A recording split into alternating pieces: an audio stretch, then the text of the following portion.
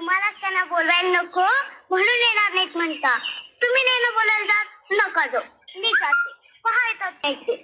ताई अगं बागू फिर. नाही नाही बोलावणारच मी नाथाना. खच्चीत जेवायला ना आमच्याकडे ना.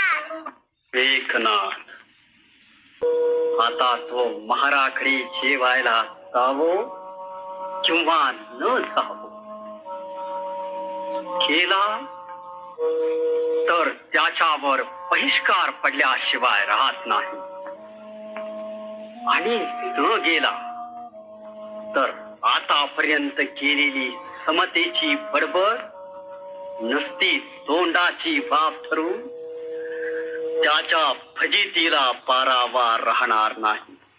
काहीही केलं तरी बदनामी टळत नाही त्याच्या कपाळाचा. सांगा सगळ्यांना, एकनाथ महाराकडे जेवायला जाणार.